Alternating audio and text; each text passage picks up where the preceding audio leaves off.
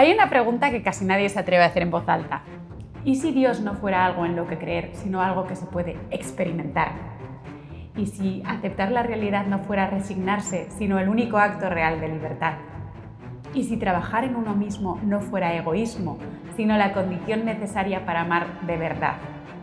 Hoy vamos a hablar de consciencia, de sufrimiento, sexo, libertad, ciencia y Dios, pero sin pedirte que creas nada. Solo te voy a proponer algo. Observa los resultados, porque si algo es verdadero, transforma. Y si no transforma, probablemente es solo una idea más. Si buscas creencias, este no es tu podcast. Si buscas comprensión, experiencia, coherencia, quédate. Bueno, bienvenidos. Hoy estamos aquí para resolver algunas dudas que tenéis sobre el maravilloso episodio que hicimos con Gonzalo, que tuvimos la enorme suerte de hacer con Gonzalo. Y bueno, vamos a empezar. Nos gustaron mucho todas vuestras preguntas y todos vuestros cuestionamientos, porque eso significa que hay interés. Así que vamos con la primera. Cuando estás entrevistando a Gonzalo, tú afirmas que él no cree en Dios, sino que sabe que Dios existe. Explícanos un poco de dónde viene esta afirmación. Hoy lógicamente vamos a dar respuesta a estas preguntas desde cero, sin poner ninguna palabra en boca de Gonzalo, pero digamos que de alguna forma y mencionaremos las fuentes para que la gente pueda ir directamente a ellas y verificar. Lógicamente nos encantaría volver a tener a Gonzalo aquí porque es que yo sentía cuando estaba sentado que cada cosa que decía tenía una profundidad enorme y también mucho fundamento, ¿no? Entonces, bueno, pues me encantaría traerlo para que nos vuelva a contar. Sobre por qué, empecemos por la creencia. Al final hay dos tipos de creencia. En primer lugar tienes las creencias más dogmáticas, ¿no? Que yo creo que, de hecho, esta mañana leía una frase que te manda, no sé si la puedes mirar ahora. Sí. Y la leemos, pero básicamente una de las cosas que me di cuenta es que la creencia más dogmática es aquella que la gente no cuestiona, ¿no? Es aquella que nace de un fanatismo y es aquella que, digamos, correspondería a un nivel de consciencia más bajo, porque al final yo considero que toda creencia está para, de alguna forma, ser cuestionada. Viene en la propia definición de creencia, ¿no? De hecho, hay algunas religiones que son muy fanáticas y muy dogmáticas, ¿no? Entonces, al final, me gusta más cómo lo dice en la frase. A ver, vamos a leerla. A mayor rigidez en la creencia, menor es la apertura al aprendizaje. Cuanta más ignorancia sobre la realidad, mayor es la identificación con el ego.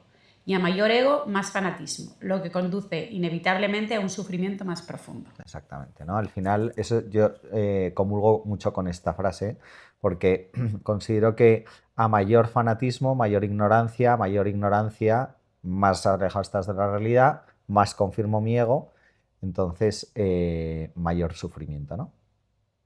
Entonces esos son el primer tipo de creencias y de hecho aquí una de las cosas que también leía es una frase que me parece que dice mucho Manuel Sansegarra, que se le atribuye a Aristóteles, que es que al final el hábito hace el comportamiento y el comportamiento repetido en el tiempo construye la personalidad. Y al final, si nosotros vemos el mundo como pensamos, eso al final se convierte en nuestro destino, ¿no? En la forma que tenemos de ver el mundo. Entonces, al final, te lo digo porque me parece que viene a colación al ejemplo que me pasaba a mí, que me acuerdo cuando éramos enanos, que tus padres con Verónica y César iban a ir a Disney, Sí, ¿no? sí. Y yo quería ir, no fuimos, y yo estaba convencido de que Mickey Mouse y todo el resto de dibujos animados realmente residían en Disney. Igual que un león en África, o sea, yo estaba convencido y de repente me preguntes por qué, veo en la tele pues como un Mickey Mouse se quita la cabeza y yo fui a mi madre, oye mamá, no te puedes creer lo que acabo de ver. Mickey Mouse es un ser humano. Me muero. Y entonces mi madre, pero Ignacio, ¿en qué momento te crees tú eso? Y yo fue como una explosión en la cabeza de... Entonces pienso y digo, imagínate que esta creencia se hubiera prolongado en el tiempo, ¿no? Que nunca hubiera visto ese evento. Yo a lo mejor hasta relativamente mayor hubiera continuado creyéndome Claro. eso, ¿no? Entonces, imagínate lo que se puede hacer con cualquier otro tipo de creencia no cuestionada y no verificada. Luego ya tienes El otro día tenía una discusión, y este es el segundo tipo de creencias, con un amigo mío que considero uno de los tíos más listos que hay. Este estudio de tres, ha hecho su propio fondo de real estate. Es un tío que muy leído. Vi en Portugal con un fondo de real estate que le va como un tiro. O sea, es un tío muy inteligente y... Y entonces me decía, Ignacio, es que he visto vuestro, y luego trataremos su pregunta, he visto vuestro podcast y claro, son todo dogmas, ¿por qué esto es una escuela de almas? ¿Por qué Dios? ¿Por qué tal? ¿No? Luego le daremos respuesta a eso. Pero le decía, bueno, al final es que en todo hay cierto grado de creencia. Lo que pasa es que hay algunas que puedes verificar, ¿no? De alguna forma. O sea, yo nunca he visto que la Tierra es plana, digo que la Tierra es redonda, perdona, pero he visto fotos, luego he visto, no me acuerdo el nombre, pero la explicación del que midió 300 años antes de Jesucristo con un palo en Alejandría, el otro en no sé dónde, que la sombra, qué tal, y el diámetro de la Tierra. Luego me hace mucho sentido cómo funciona todo el tema de la gravedad. Oye, pues luego cuando vuelas y tal, las diferencias horarias, tal. Con la GoPro se ve como... Esta es mi manera de experimentar esto. Sí, o por ejemplo, cuando el otro día me decían, ¿no? Cuando un barco velero se va alejando en el horizonte, sí, lo último que ves al final, pues termina siendo, debería ser el mástil, ¿no? Creo, no lo he confirmado, pero bueno, te quiero decir que me hace mucho sentido que la Tierra sea redonda, pero no lo he visto, ¿no? O que mi padre es mi padre, pues me fío al 100%, porque me parezco mucho, porque tengo muchas partes del carácter. Bueno, sí. Entonces, al final, digamos que tienes dos tipos de creencia, la dogmática y la un poco verificada por los otros. Y esta segunda es la que estamos persiguiendo en cero, ¿no? Que de alguna forma, por ejemplo, más adelante hablaremos de las leyes universales. Si yo te digo que, oye, mira, es que el sufrimiento tiene un fin pedagógico, un fin de aprendizaje, y tú realmente la próxima vez que tengas un evento que te cause sufrimiento, realmente lo ves como un proceso pedagógico y vas observándote y vas diciendo a ver qué ocurre y por qué habrá ocurrido esto y por qué lo otro, y te digo, oye, una vez que aprendes el lenguaje, la lección, este universo es eficiente y, como decía Gerardo Smedley, esa lección no se te volverá a repetir. Y eso te ocurre en tu vida, me parece que eso es una forma de verificar la ley universal, ¿no? Es como si hace 500 años yo no sabía que existe, bueno, no sé cuándo empezaron con todo el tema de la ley de la gravedad, Newton, pero bueno, imagínate, hace 3000 años yo te digo, oye, tío, es que hay una fuerza que si yo cojo una piedra y la tiro, cae. No, no te creo. Bueno, cogemos una tirada y funciona, ¿no? Entonces eso es verificable por los resultados. De hecho, eso Gerardo Smedley lo llamaba la aceptología, porque al final puedes confirmar la ciencia por los resultados. Sí, ¿no? Sí. Entonces, bueno, ¿por qué el tema de que él sabe? Y aquí se me ocurren varios argumentos, un poco para hacer el A más B más C más E, y que eso nos dé Dios, porque al final, como decía Gonzalo, Dios es inmanente y trascendente, es decir, que Él es, digamos, el creador, si quieres decirlo de alguna manera, de este universo, pero también participa de este universo, ¿no? Sí, entonces, sí, si antecede al universo, digamos que nunca van a poder explicarle, ¿no? Pero sí podemos tener indicios. ¿Cuáles son los indicios que yo creo que hay? En primer lugar, el otro día veía, no he confirmado la estadística y no puedo citar la fuente, pero seguro que nuestro amigo ChatGPT puede confirmarlo, que el 97% de los premios Nobel de Física creían en Dios, ¿no? Y de hecho Gonzalo, en sus ponencias que podéis ver, pues tiene ahí unas cuantas frases de científicos que van hablando de un poco, pues por ejemplo, esta sí que me la sé de memoria, es Schrödinger, en el vaso de la sabiduría, el primer sorbo te hace ateo, pero al final del vaso te está esperando Dios. Y hay varios así, ¿no? Por ejemplo, Einstein, pues creía, él era judío, pero no practicaba la religión judía, él creía más en el Dios de Spinoza. Bueno, quiero decir, hay varios científicos que sí creían. Entonces, con la ciencia, a mí hay algunos argumentos que me hacen sentido. En primer lugar, hemos lanzado ya un podcast sobre esto, el colapso de la función de onda, que es cómo se crea la realidad, el tema del gato de Schrödinger, bla, bla, bla, bla. Hay una de las posibles explicaciones es que el colapso de la función de onda lo provoca una consciencia. Y ahí está Amit Vaswani, me parece que se llama, que es ahí Gonzalo coincide con ello, y yo también estoy bastante alineado después de todo lo que le he dicho. Y que yo tuviera un argumento, pero me hace mucho sentido. Ese es el primer argumento. El segundo argumento es lo que le llaman el The Hard Problem of Consciousness, que ya la neurociencia empieza a decir que el cerebro no produce consciencia, decodifica consciencia.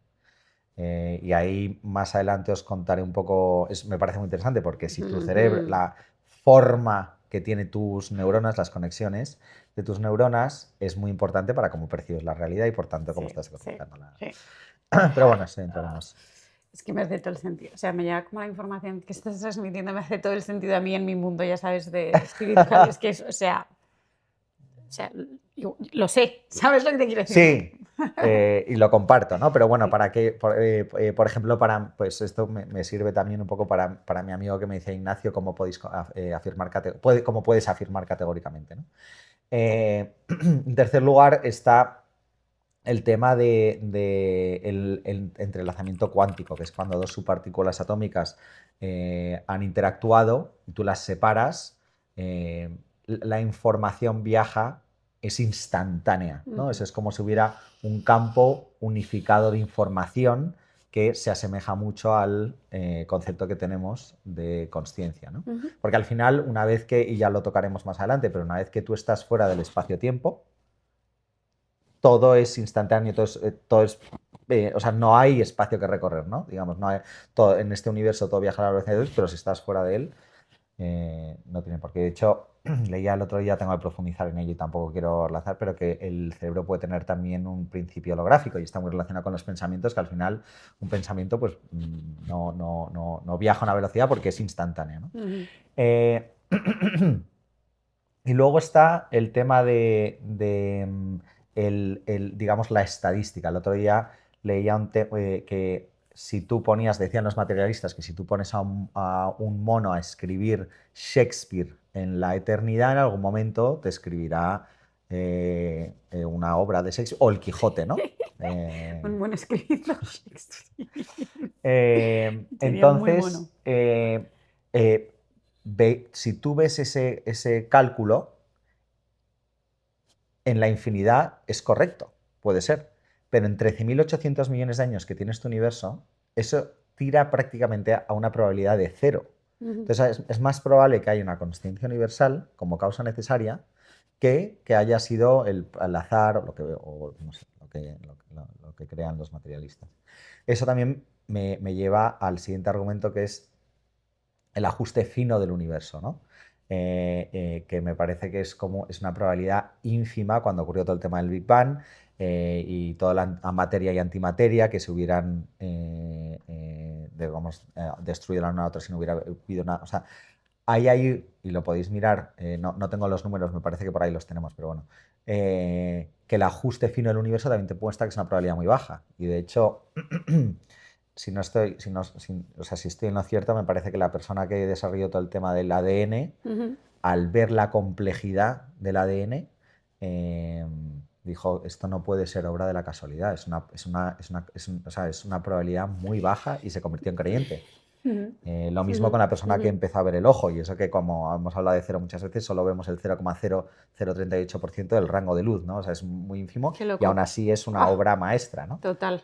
Entonces, y ya por último, para mí, seguro que hay más argumentos. De hecho, hay un libro que se llama Dios, la ciencia y las pruebas, o las pruebas que confirman la existencia de Dios, o algo así, que es muy interesante y que está escrito por varios científicos, que lo recomiendo a la gente, y ahí es un libro dedicado puramente a esto. Y ya por último están, que aquí seguramente tú puedas contribuir a ello, pero la parte experimental, ¿no? A mí, si al final una persona que tiene una experiencia cercana a la muerte, una persona que ha probado plantas medicinales DMT, aquellas personas que han tenido, que son meditadores profundos, ¿no? Bueno, todas estas personas han tenido una experiencia, por llamarlo mística, en el sentido de que de alguna forma eres uno con el universo, sientes amor pleno, pura calma, pura paz y pura armonía. De alguna forma, estas personas que ya lo han experimentado dicen, es que no me queda otra que, o sea, ya no creo, ya sé, es que lo he experimentado, ¿no? Y además es una experiencia común a todas ellas, ¿no?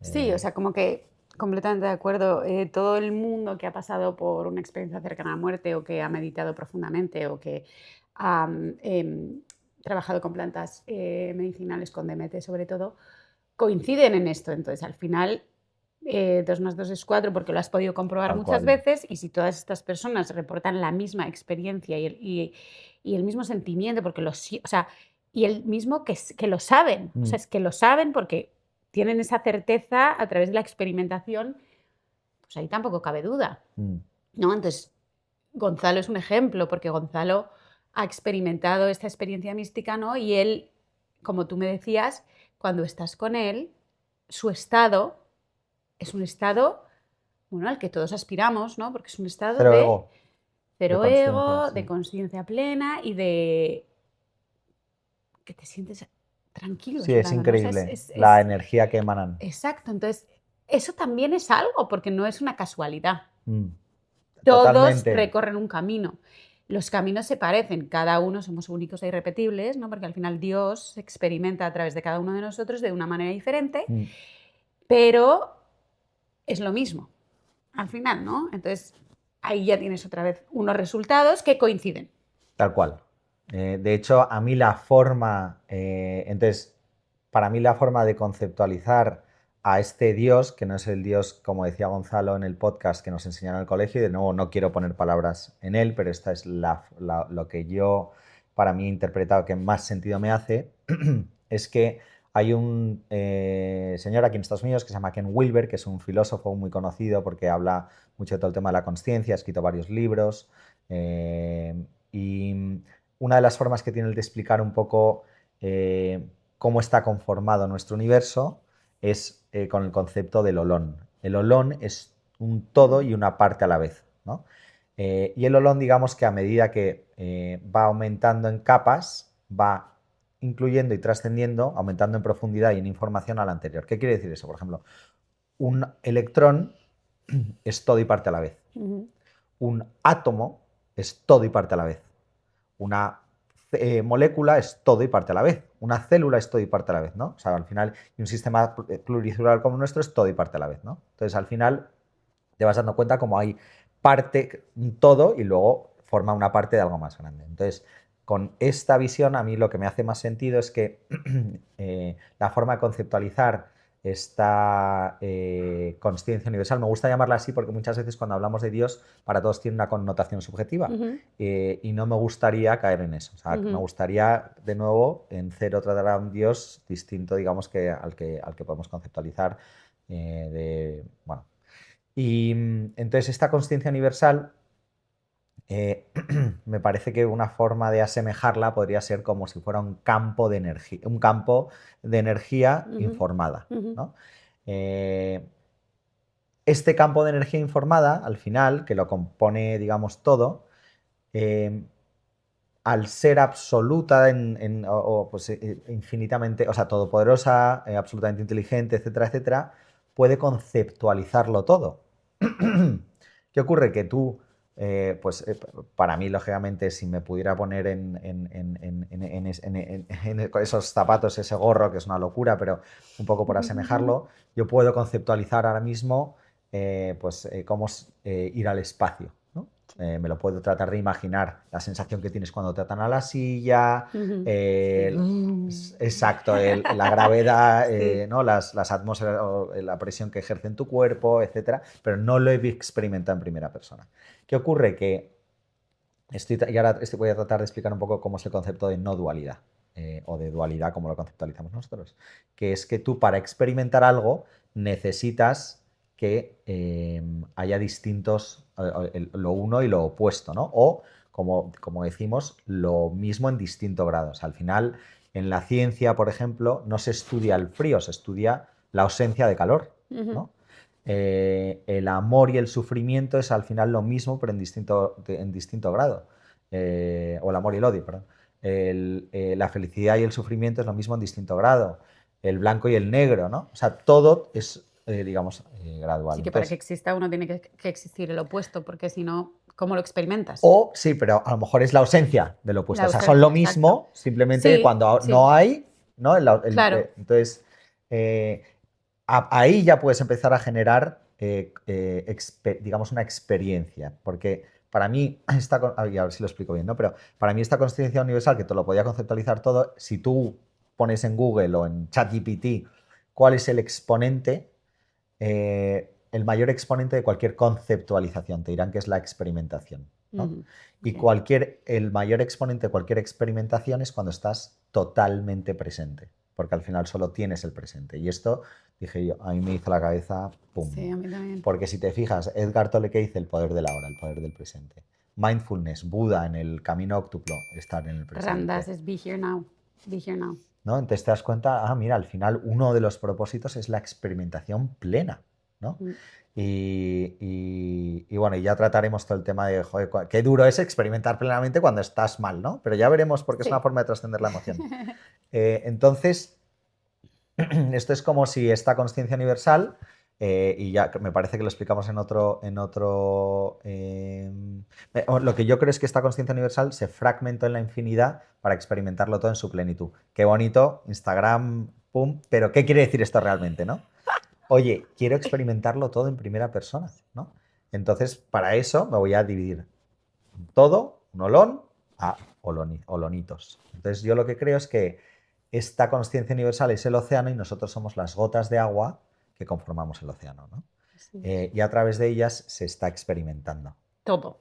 Exactamente. A la vez, todo el rato, pasando en el Claro, presente. porque no hay tiempo, está fuera del tiempo. De hecho, ya eso lo quiero explicar en un vídeo más adelante, pero en el momento en el que tú empiezas, no sé si meterme en esto, porque luego a lo mejor tenemos que quitarlo, pero la forma que yo hoy en día tengo de conceptualizar es como hay una partícula que no tiene masa, pasa por el bosón de Higgs, pum, y coge masa, y al coger masa, pum, lo frena, entonces ya va a una velocidad menor a la luz, y ya entonces tiene que existir el binomio espacio-tiempo. Pero si no hay, por ejemplo, para un fotón que viaja a la velocidad de la luz, el instante es cero, aunque haya existido desde hace 13.800 millones de años, pero miras, su percepción del tiempo es cero. Cero de nuevo. Entonces, bueno, nada, para mí eso es un poco la forma que yo tengo de conceptualizar la consciencia universal o Dios, y se me ha ido el siguiente argumento, pero bueno. Quiero ponerte yo un ejemplo que me venía justo ahora a la cabeza. Hay una escritora que se llama Elizabeth Gilbert, no sé si la conoces, que ella es la que escribe Come, Reza, Ama, la película esta de Julia Roberts y Javier Bardem, Eat, Pray, Love, ¿no? Ella tiene un libro muy bonito, que ahora mismo no me acuerdo cómo se llama, pero sé que pone magic en el título, porque a mí me encanta la palabra magic, ¿no? Y ella habla mucho de Dios también. No desde la religión, sino desde la existencia de una consciencia superior, ¿no? Ella es escritora y escribe maravillosamente bien, y en este libro lo que ella cuenta es que ella no se inventa una historia, ¿vale? La historia existe, está flotando por el aire, ¿vale? Porque esta consciencia universal está contando esta historia, y ella es capaz de ser portal para escribir esta historia, ¿vale? Pero ella no se atribuye a sí misma como yo he escrito, no, yo he conectado con esto que la consciencia universal quiere experimentar o transmitir y traer aquí, y he cogido estas, dice que siempre hay ideas como rondando por ahí, ¿no? Que nosotros las vamos recibiendo, y he escrito este libro. Pero es una vez más esa experiencia, o sea, esa consciencia universal experimentándose a través de mí, ¿no? Y me parece muy bonito cómo lo cuenta y cómo habla de la escritura o del arte o de todas estas cosas que los humanos somos creadores, ¿no? Pero las creamos a través de esta consciencia universal. Claro. Y por eso muchas veces muchos de nosotros tenemos las mismas ideas, no porque nos estemos copiando, sino porque están por ahí y las recibimos a la vez, ¿no? Y me parece súper bonito cómo lo explica, y me parece un ejemplo muy bueno de que solo consigues esa conexión cuando estás en el presente. Sí. De hecho, había un estudio me parece que era una de estas revistas que se llamaban El Momento Eureka. Y hay muchas veces que cuando estás en esas... el cerebro muchas veces opera de forma sistemática, además vemos, pero cuando estás de una forma muy relajada, de repente el cerebro como que conecta dos ideas descorrelacionadas y pum, es el momento de este eureka que está un poco relacionado. Totalmente. Bueno, es que justo relacionado con eso, me parece que se llama Rupert Sheldrake, que en 1980 empezó a hablar de los campos morfogenéticos. Y entonces lo que dice él, lo llama la habilidad, hay un ejemplo que me parece que es la habilidad de los 100 monos. Entonces, esto era que en una isla de Japón, 100 monos empezaron a aprender a coser, ponte tú.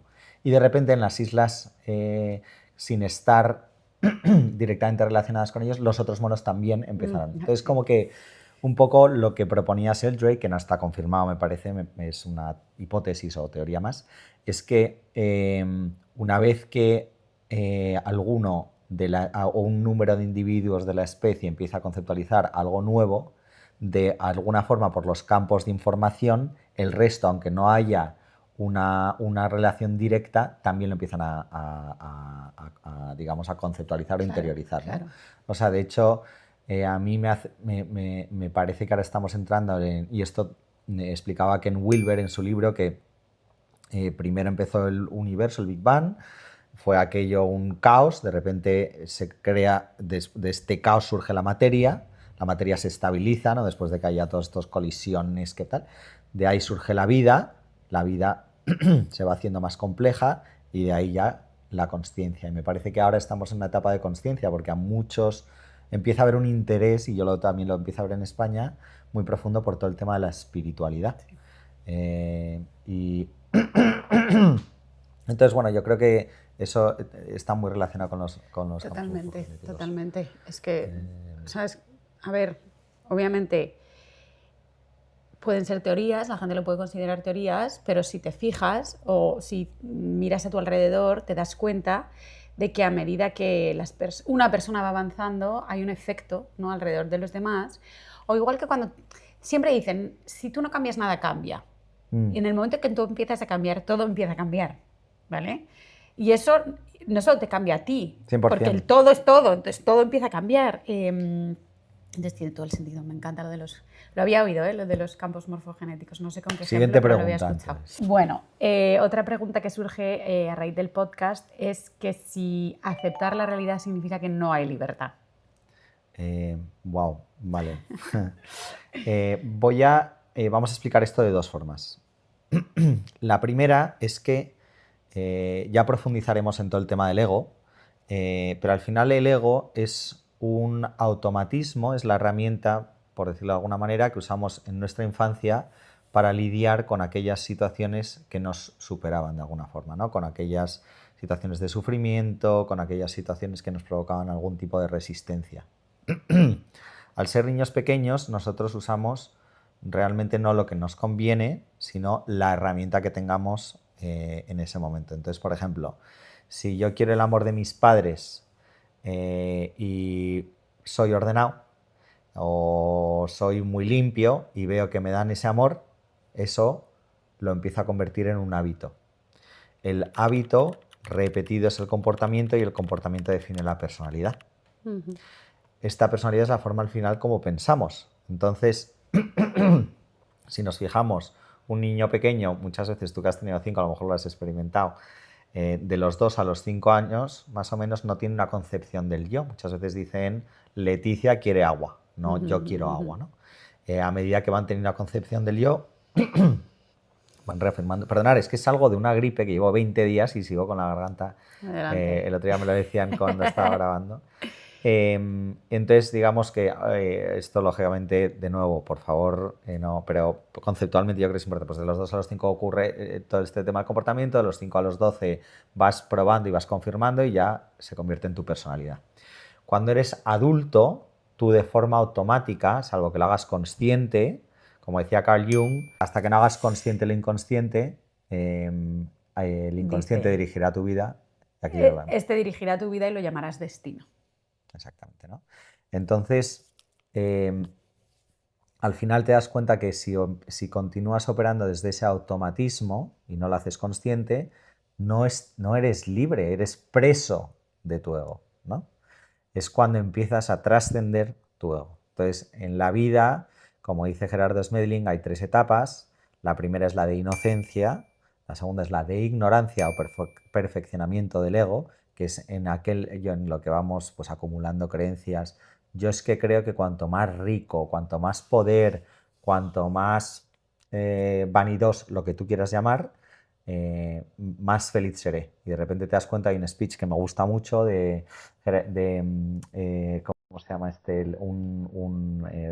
Es actor y es cantante, no sé qué, Smith, Will Smith, Will Will Smith, Smith, sí. que a él le estuvo haciendo como mentorías Edgar Tolle y de Ah, repente sale en un vídeo, no es Will Smith, perdóname, es este otro el que hizo la máscara.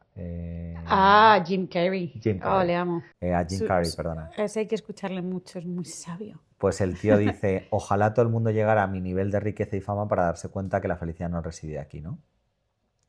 Y entonces te das cuenta que al final, a medida que vas construyendo tu ego, tu etapa de ignorancia, llega un momento en el que dices, oye, no puedo más, y comienza la etapa, digamos, de sabiduría, de ir reformulando tu forma de pensar y tus creencias para ver la realidad de una forma distinta. Entonces, digamos que esa es la primera parte sobre la libertad. Cuando actúas desde el ego no eres libre porque actúas de forma automática, empiezas a ser libre cuando eres consciente de cómo estás actuando. El ego, la máscara. O sea, ¿tú ¿La crees máscara? que Jim Carrey se empezó a dar cuenta cuando hizo la peli de la máscara? Puede Porque luego es una ser, máscara que te mueres. es O una sea, no es máscara, coincidencia total. que luego es verdad que para mí es referencia. A mí me encanta escucharle porque ha estudiado con sabios, tan sabios como Eckhart Tolle, ¿no? Desde la época griega, los griegos ya en sus teatros y en sus cosas utilizaban el concepto de máscara como que vivimos en un escenario, digamos, ¿no? En el que tenemos muchas máscaras y nos las vamos cambiando para ser lo que se supone que debemos ser, ¿no? Qué curioso eso. Sí, eso ya lo veremos, porque muchas veces, y por eso el otro día cuando hablábamos un poco de tu vida me parecía que tenías mucho valor saliendo en aquel escenario. ¿Cuántas personas había cuando grabaste con Nacho No me acuerdo, es que te juro que de números soy tan mala. Bueno, Si es que te puedo pero era decir, delante de una audiencia, había ¿no? mucha gente, sí. Claro, entonces a mí me parece muy valiente el realmente exponerte, porque no es una historia fácil de abrirte y contarla. Y dije yo, qué valentía, ¿no? Y creo que ese debería ser muchas veces el propósito de, oye, dice más del que juzga que del que comparte, ¿no? Entonces yo creo que muchas veces lo más bonito es cuando nos quitamos esa máscara. Y realmente te das cuenta que muchas veces cuando te abres de corazón, no para victimizarte, que hay que tener mucho cuidado Sí, con eso. es que la victimización también es parte del ego. Es otra Exactamente. máscara. Tal cual. Exacto. Entonces, cuando te abres, ¿no? A mí me parece que es un acto de mucha valentía y que dice más de ti y te das cuenta que las otras personas comienzan a abrirse también. Sí, Eh, sí. pero bueno, por continuar con esto, entonces te empiezas me parece que me queda en el tema entonces esta partida está cerrada. La otra parte, y a mí me hace mucho sentido, es que al igual que el Kybalión, Gerardo Smedlin habla de las leyes universales. Gerardo, a mí me gusta, Gerardo, creo que ya lo decimos en otro vídeo, pero bueno, era un ingeniero químico colombiano que bueno, tuvo una enfermedad y a raíz de esta enfermedad le dio mucho tiempo un poco para pensar y cayó en muchas cosas, ¿no? Entonces decía que nosotros no estamos hechos para sufrir. Él estuvo en coma, ¿verdad? O tuvo Fíjate una que no lo sé, experiencia tendría cercana que a la mirar. muerte o algo así. Yo creo que No sé sí. si tuvo o sea, lo que yo he leído es que la información que él transmite en la cetología y la escuela del amor no le nace digamos, de un campo morfogénico, Sí. sino más bien es él Tal- racionalizando, teorizando, como quieras, ¿no? Pero puede ser, no lo sé, habría que investigarlo. Bueno, y entonces él dice que, entonces coincido con Gonzalo porque él dice que las leyes universales están, digamos, ¿cómo se dice? Van de más a menos, digamos, ¿no? O sea, que las de más arriba pueden influir sobre las de abajo. Hay 7 leyes universales, las de arriba ya las tocaremos, me parece muy interesante. La primera es la del amor, pero digamos que las primeras son cómo rigen el universo, las de abajo son, digamos, las que nos afectan a nosotros. Entonces hay 2 leyes que para esta pregunta tienen sentido, que es la ley de la evolución y la ley de correspondencia. La ley de evolución, ¿por qué me hace mucho sentido? Y esto ya pues empieza a responder a mi amigo, el que me decía que todo es un dogma. ¿Por qué es una escuela de almas? Si, como hemos visto en otros vídeos, y podemos profundizar aquí si fuera el caso, somos una consciencia universal, somos una consciencia local, un alma que antecede y precede al cuerpo las emociones y la mente o la personalidad, ¿no? O sea, nosotros somos, como en el videojuego, somos el jugador, no estamos dentro del juego, aunque el jugador es nuestro avatar, el que nos representa en la vida, en el juego, pero nosotros somos la consciencia. Si el sufrimiento tiene un fin pedagógico y realmente yo compruebo cómo cada vez que tengo un evento de sufrimiento o un evento que me quite paz, calma y armonía, cualquier evento que sea, y le pongo conciencia y con tiempo voy aprendiendo y voy evitando ese quitarme paz, calma y armonía, efectivamente es un aprendizaje, es una escuela. Es una escuela de... ¿Por qué de alma? Porque al final nosotros somos esa conciencia local. Al final, si tú te fijas, todo lo que nos ocurre entonces a nuestro cuerpo, nuestra mente, nuestras emociones y nuestra mente puede ser malo para el cuerpo-mente, igual, pero bueno para la conciencia que precede. Igual que en el videojuego, pues a lo mejor de repente eres el Mario Bros, no me acuerdo, te come una setita o lo que sea y te haces pequeñito, clic, clic, clic, clic, y has aprendido que las setitas no hay que tocarlas, Claro. ¿no? Pues igual en la vida, que a lo mejor sí que hay que tocar las setas, claro. pero Sí, así sí. es igual. Entonces, por eso para mí tiene mucho sentido que es una escuela de almas. Sí. Y entonces lo que dicen es que en la ley de la evolución es como si tú tuvieras unas lecciones que has venido a esta escuela de almas, a esta vida, a este universo, a aprender. Y esas asignaturas pueden ser paciencia, responsabilidad, you name it. Esa paciencia, a lo mejor Leto e Ignacio tenemos que cursar la misma asignatura, paciencia. Pero Leto la va a cursar con 5 hijos, sin volverse loca y hablándoles desde el amor. Ignacio la va a cursar, pues por ejemplo, mi padre toda la vida vivió a las afueras de Madrid, yo trabajaba y estudiaba en Madrid, me comía unos atascos de 45 minutos que me desesperaban. Sí. Entonces es una forma, la forma que ha tenido este universo, la ley de correspondencia es que tú, de alguna forma, la has aprendido con 5 hijos y yo la he... O sea, puede ser de la manera en que te corresponde, básicamente, porque tú has elegido venir a cursar esta asignatura, sí, ¿no? Exacto. Entonces, ¿qué ocurre? ¿Dónde está la libertad aquí? ¿O por qué me parece que el tema de la aceptación? Porque te das cuenta que al final la asignatura, y esto en la vida, a mí me gusta mucho todo el tema de escribir, empecé hace 3 años y me ayuda mucho y ya lo comentaremos porque es una herramienta que está científicamente demostrada que ayuda. Pero bueno, y me di cuenta cómo repetía muchos patrones a lo largo de mi vida. Y entonces digo, wow, es que está aquí reside, porque las lecciones para cada uno de nosotros son aquellos eventos que se nos resisten, ¿no? Entonces... bueno, y por eso se nos repiten, ¿no?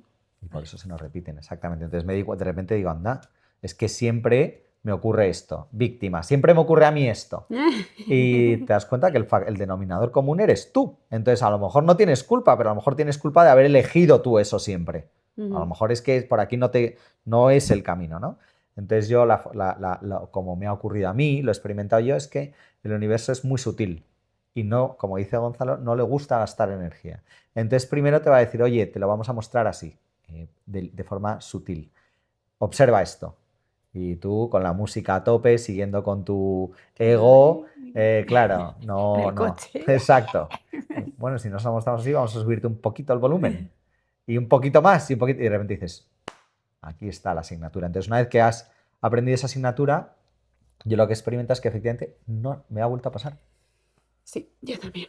O sea, yo te puedo decir que sí, que no se repite. Y ahí es donde entra un poco el libre albedrío, ¿no? O sea, tú, cada vez que estás cursando la asignatura, puedes elegir cursarla, aprender, pasar el examen y pasar, o decir, venga, me voy a apuntar a esta clase, pero llegan unos amigos y te dicen, no, no vayas, venga, vámonos a tomar algo.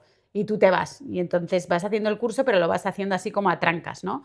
Pues no vas a poder. Bueno, ya lo hablaremos, ahí reside mi ego. O sea, yo cada vez que me ofrecían un plan de Claro, y entonces tú tienes el libre albedrío de ir a la clase y cursarla en 3 meses, o tienes el libre albedrío de estar un año entero cursando la misma asignatura, enfadándote con el profesor, pero al final eres tú el que con tu libre albedrío estás eligiendo no cursar la asignatura de la manera que se supone que tienes que cursar, ¿no? O estás posponiéndolo, ¿no? Exacto, estás posponiendo aprender esta enseñanza que luego te quedas contigo, la integras en ti y vas avanzando. Siguiente pregunta. ¿Qué significa que el ser humano es multidimensional? Bueno, este universo también es multidimensional y el ser humano, por tanto, también es un ser multidimensional. Ahora, ¿cómo lo conceptualizo yo? O sea, al final yo lo digo que es por capas. A lo mejor no sé si es la forma correcta y hay que decir que es multidimensional, pero el ser humano es un cuerpo, unas emociones, o un instinto, emoción y mente, personalidad y consciencia local. El cuerpo, al final la forma, hace un tiempo, bueno, todos hemos tenido seres queridos que mueren. Y bueno, pues yo en 2023 tuve un par de seres queridos que murieron ese año. Y trascendieron. Nos vamos a regañar cada vez que lo digamos, porque es que es trascendieron. No, pero es que es muy es importante porque es fundamental. Todo tiene poder sobre la manera en que... Tal cual. Y sí, la forma de conceptualizarlo. Yo por eso muchas veces no me gusta decir materia, porque entonces me empiezo a decir, no, soy materia. Y no somos energía. Sí, somos energía total. Entonces, totalmente de acuerdo. Gracias. Entonces, bueno, empecé a escribir mucho porque, lógicamente, pues me generó una resistencia, un poco, o sea, sufrimiento, la verdad. Y dije, oye, ¿qué es trascender? ¿Qué es la muerte, no? Y de repente una de las primeras cosas que me di cuenta es que este cuerpo... o sea, si tú observas la realidad, y esa es la definición de la felicidad, la realidad tal y como es. ¿Y qué observé yo? Que este cuerpo no nos pertenece. O sea, de hecho, si fuera mío, yo elegiría ser alto, rubio y con ojos azules. Sí. O sea, no... y no peludo, bueno. ¿Qué más? Elegiría cuando me lo quitan, ¿no? Porque al final, o sea, ¿por qué? ¿No? Entonces, este cuerpo no me pertenece. O sea, es un préstamo que tengo para ir en la escuela. Es una nave, es un vehículo, ¿no? Entonces, una forma para mí importante de recordarme que este cuerpo no me pertenece es cuando voy al gimnasio y el cuerpo empieza a decir, para. Yo, no.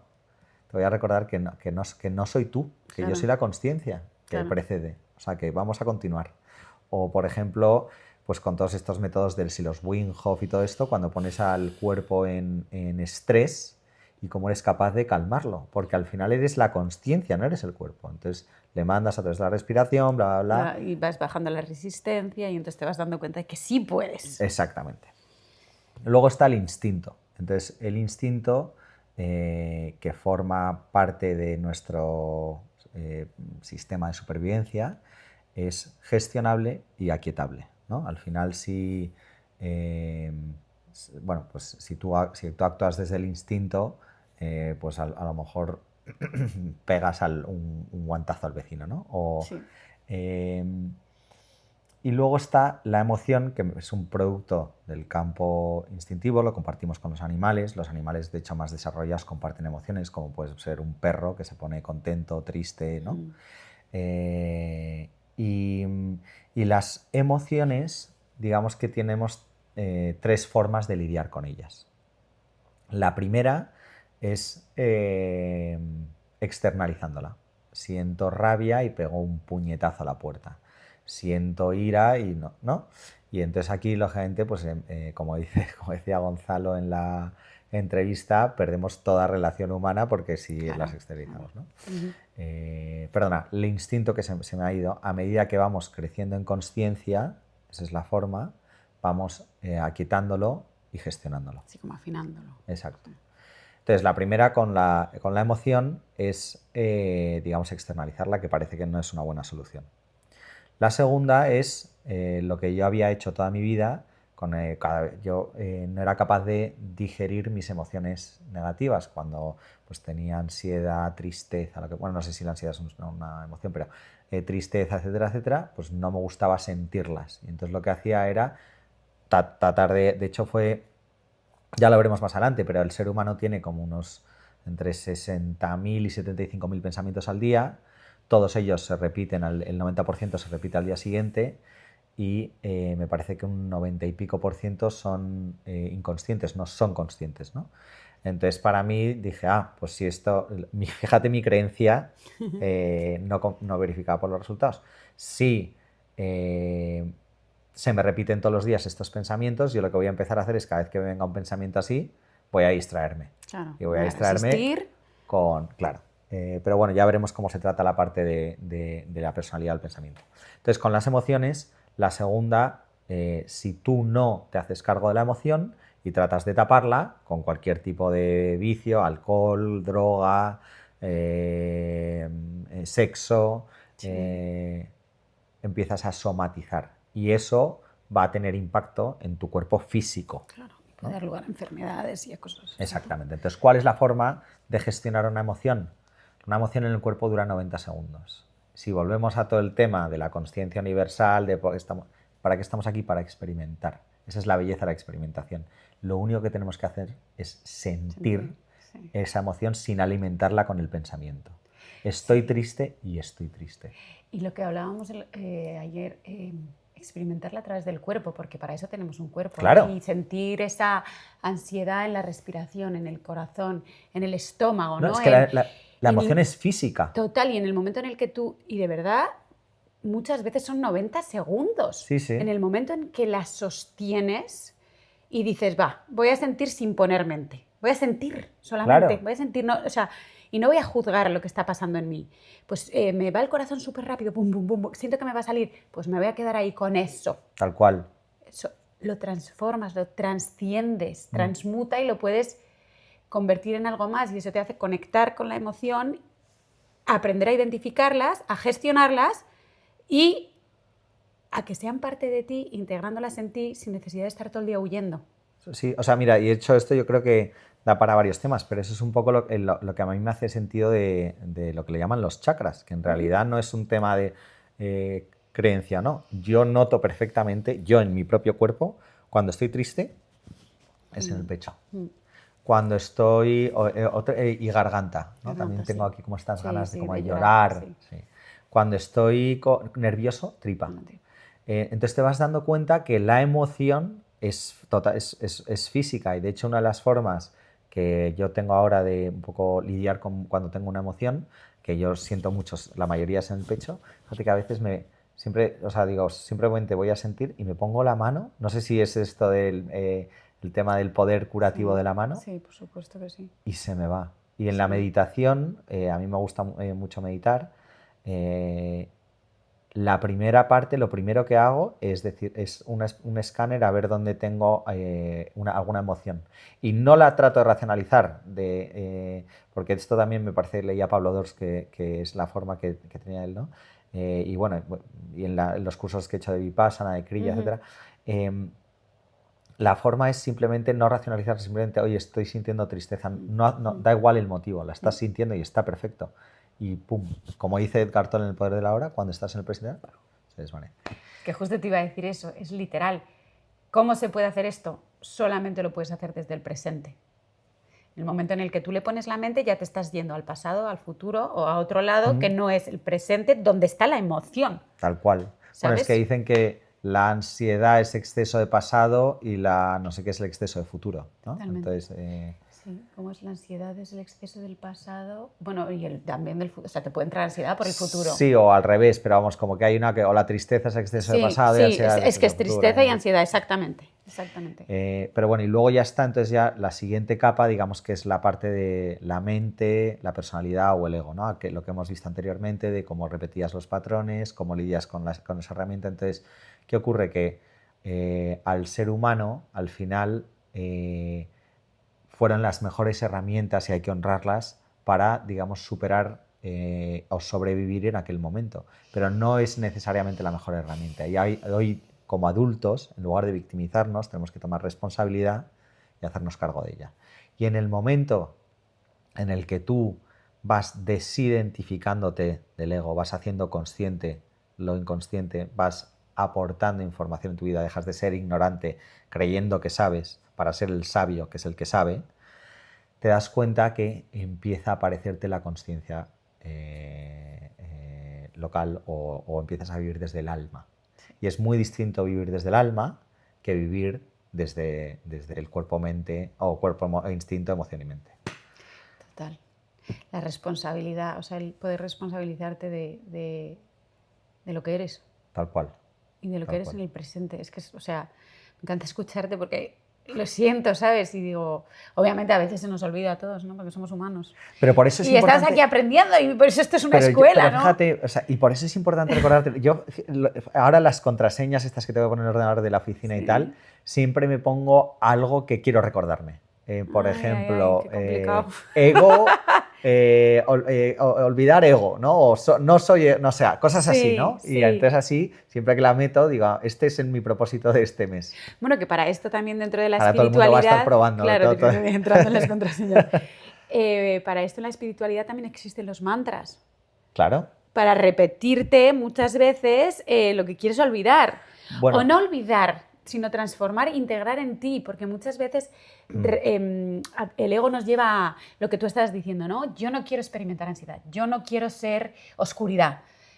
Ya, pero es que lo eres, ¿sabes? Entonces tienes que integrarlo. Hay que integrarla, claro. Lo Hay que no que puedes hacer integrarlo esto lo hablaba con un amigo mío, que al final el búfalo corre en dirección a la lluvia, porque si corres en dirección a la lluvia te vas a mojar, pero pasas menos tiempo. La vaca corre a favor de la lluvia, entonces está más tiempo. Entonces, al final te das cuenta que hay que mirar tu zona oscura para darle luz. No se puede vivir huyendo de tu zona oscura. Totalmente. ¿No? Y el ego te hace huir muchas veces. Y, bueno, el ego es muy inteligente. Sí. O sea, el ego es extremadamente inteligente. De hecho, cuando empiezas ya a estar en niveles de conciencia relativamente altos, que los veremos en otro momento, pero lo que ego empieza a convertirse en ego espiritual. Yo soy superior porque tengo una espiritualidad mayor a la tuya. Yo soy... No, es que esto tiene un nivel de conciencia bajo. Sí. Hay una historia que cuenta Ram Dass que me gusta a mí muchísimo sobre el ego, que dice, yo tengo un primo que bueno, pues tuvo ahí un enlightenment o lo que sea y se cree que es Dios, ¿no? Y entonces él dice, yo también me creo que soy Dios o que soy parte de Dios. Y cuando yo voy a visitar a mi primo, porque obviamente mi primo está en un centro psiquiátrico porque se cree que es Dios, ¿no? Y él me dice, yo soy Dios. Yo le digo a él, yo también, ¿no? Porque todos somos uno. El primo se enfada con él y le dice, no, tú no eres, yo sí soy. Entonces eso es ego espiritual, Tal porque cual. como, o sea, no puedes hacerlo desde ahí. De hecho, se me ha ocurrido una paradoja que está un poco relacionada con el tema de que me gusta de cero, porque hay que llegar al no ser, o sea, desidentificarte del ego, para alcanzar el ser, claro, que es el alma. Otra pregunta que nos hacen es que, bueno, la afirmación de que Dios no es como nos han enseñado en el colegio, ¿no? A mí es un tema que me gusta mucho y que creo que tú también puedes hablar de él porque, bueno, pues venimos de familias católicas muy religiosas. Y yo, claro, yo en el colegio escuchaba, leíamos la Biblia, me contaban muchas cosas en clase de religión y yo como que sí, pero no lo sentía, ¿vale? Lo entendía, pero no lo podía integrar en mí, ¿no? Claro.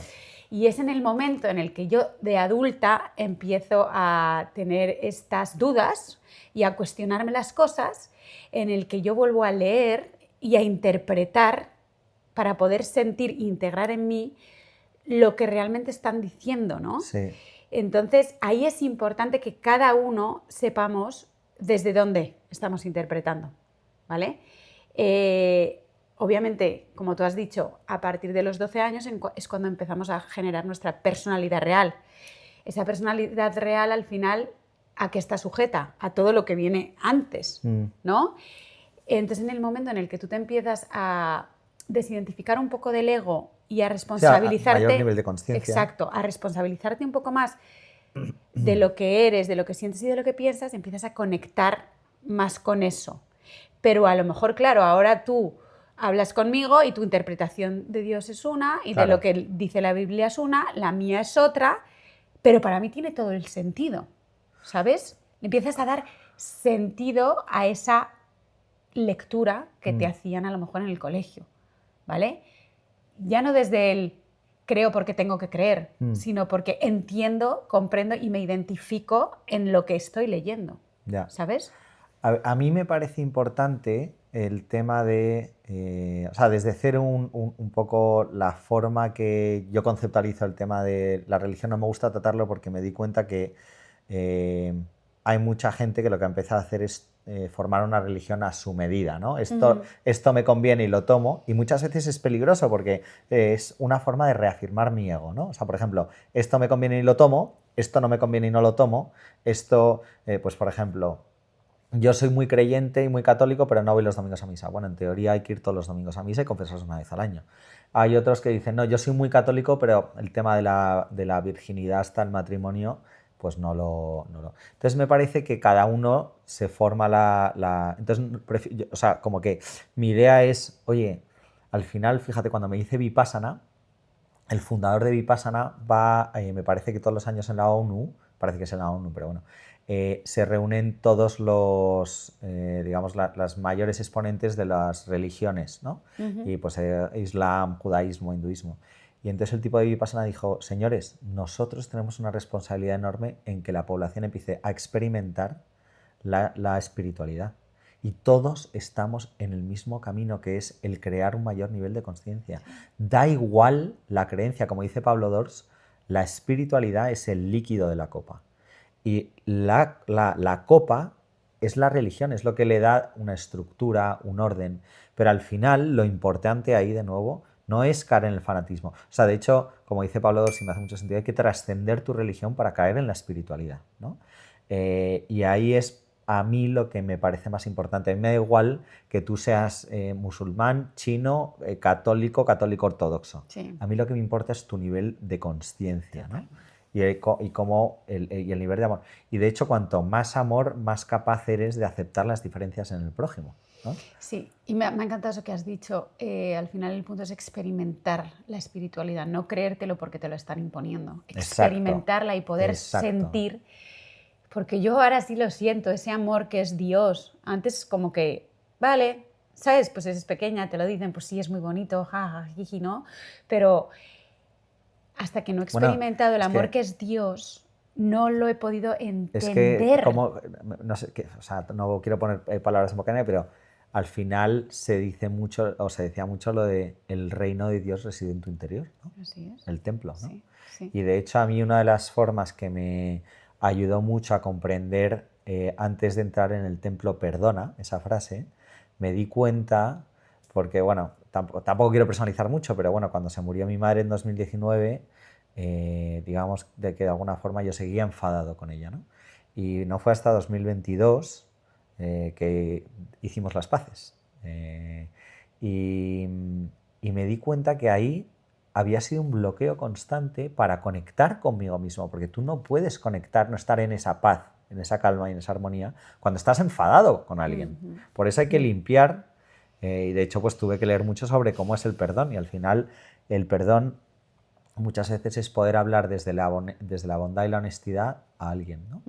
Y muchas veces no necesitas, digamos, el perdón o que te pidan perdón para perdonar, ¿no? Simplemente aceptas que la realidad es la que es y entiendes de dónde puede nacer, ¿no? Porque muchas veces hablamos tratando de que nos comprendan a nosotros antes de comprender al prójimo. Puedes entender desde dónde nace, pero entender no es justificar ni compartir. Yo puedo entender que nazca de, oye, pues este tío es un pegón en el colegio. Claro, pues que tiene una familia abusadora. No comparto que pegue, claro, pero entiendo de dónde nace.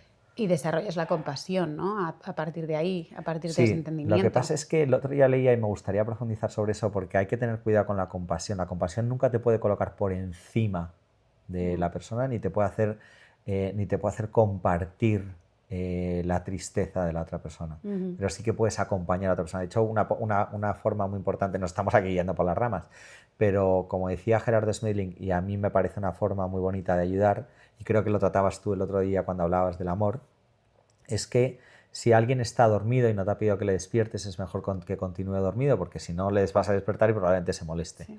Entonces, al final tú puedes ayudar a alguien cuando tiene voluntad y propósito y no puede hacerlo por sí mismo.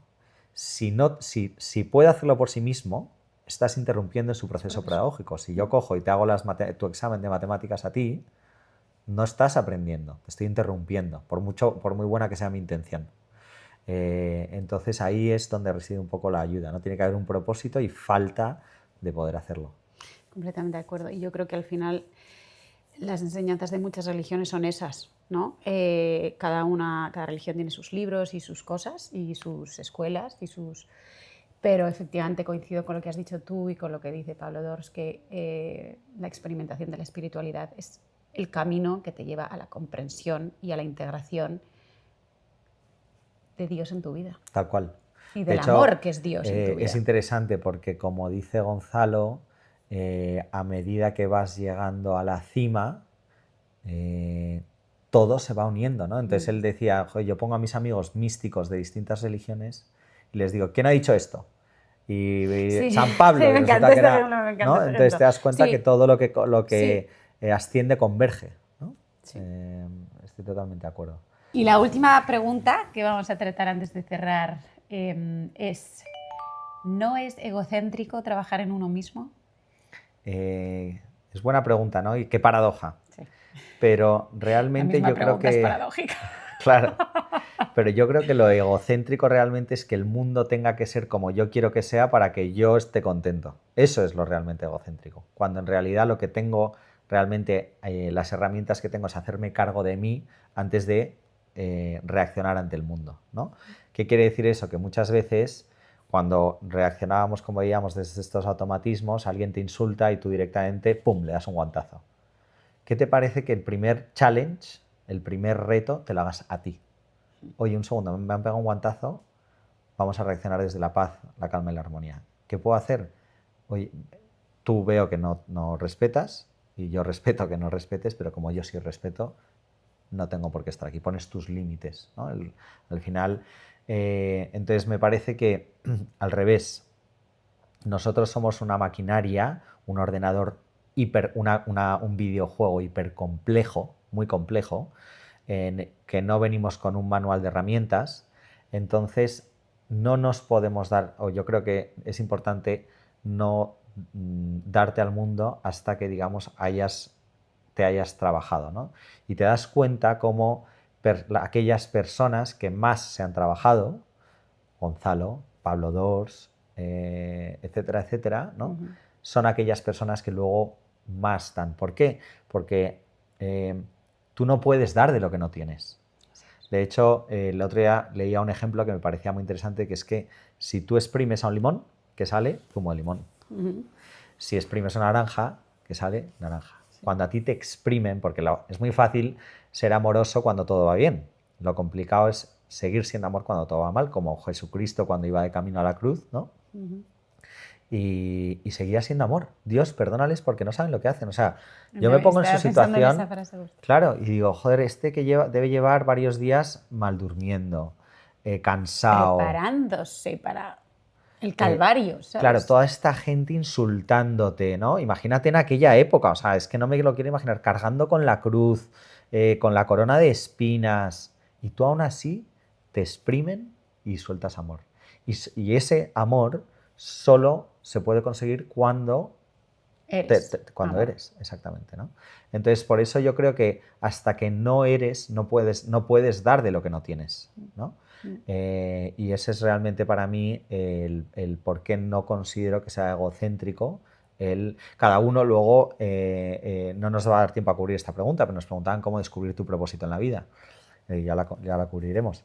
Cada uno tiene un propósito en esta vida. Entonces, igual que las olones son un todo y una parte, y hay olones, hay células que son parte del cerebro y otras que son parte del culete, y las dos tienen... Totalmente, y las dos son súper importantes. Exactamente. La una sin la otra no es. Exactamente. Entonces hay personas que tienen que ser voluntarios, me alimento, en África, y hay otras que tienen que ser divulgadores, y hay otras que tienen que ser, porque cada una tenemos una función y un propósito. Por supuesto. ¿No? Entonces yo creo que para darte a ese propósito, una forma de descubrirlo es cuando te trabajas en ti y empiezas a ser conciencia, porque cuando empiezas a ser también conciencia, empiezas a operar desde el amor.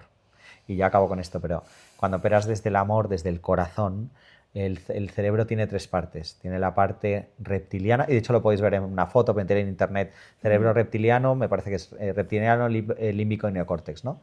El reptiliano es el más básico de todos, es cómo funcionan los reptiles. Y el reptil funciona por ataco o huyo. Claro, supervivencia, básicamente. Exactamente. Entonces, esto hay una entrevista a un doctor, me parece que es un neurólogo que se llama James Doty en el podcast de este que se llama Robbins, en Estados Unidos es en inglés, y este habla de la ley de la atracción desde un punto de vista neurológico, ¿no? Y lo que dice es, el problema es que si tú estás obsesionado con quiero un Ferrari, quiero una mansión, empiezas a operar desde el cerebro reptiliano, porque ahí ese quiero te genera de forma, te genera una necesidad, y la necesidad activa la parte del cerebro reptiliano. En cambio, cuando tú operas desde el corazón es cuando aparece la creatividad, es el neocórtex, que es el cerebro de los mamíferos, y es cuando ahí aparece la creatividad, aparece el optimismo, la motivación, etcétera, etcétera, ¿no? Por eso operar desde el corazón y desde tu propósito es muy distinto a cuando operas desde la necesidad o el miedo. Sí, y además es que somos creadores, nosotros somos creadores, entonces dependiendo de dónde estemos creando vamos a obtener unos resultados u otros. De ahí a que haya gente que le funciona la manifestación y a gente que no le funciona la manifestación, ¿no? Porque todo depende desde donde tú estés operando y tú no puedes ser egocéntrico si estás operando hacia adentro, ¿vale? Claro. Que es que no tiene nada que ver, porque una vez más el ego es el que no quiere que seas egocéntrico, ¿vale? O que sí lo seas, perdón. No, el ego quiere que seas egocéntrico porque quiere ser el personaje principal de tu vida, ¿no? Tal cual. Y el punto está en comprender que no. Y no es que no necesitemos el ego lo necesitamos, pero yo siempre digo, el ego, tú vas en un coche, ¿vale? El ego va en tu coche, pero no conduce el coche, va atrás. Oye, y a lo mejor en algún momento le dices, tío, coge el volante que me quiero dormir 5 minutos, ¿sabes? No. Pero sí, es como yo digo, no. Pero no puedes ser el dueño de nuestra vida, es al contrario, cuando tú empiezas a trabajar en ti mismo y a ponerte a ti por delante, porque el camino es hacia adentro, desde ahí es de donde tú te vuelves fuente también y empiezas a emanar tal cual. todo lo que quieres y la gente lo siente. Sí, se siente ¿sabes? totalmente. Se siente completamente diferente sí. que eres un imán. Cuando actúas desde ti y cuando actúas desde el egocentrismo es completamente diferente. Total. Pues gracias, Leti, por recibirme otro día más en casa. Por supuesto, y muchas más veces. Y ya continuaremos con el resto de preguntas. Sí.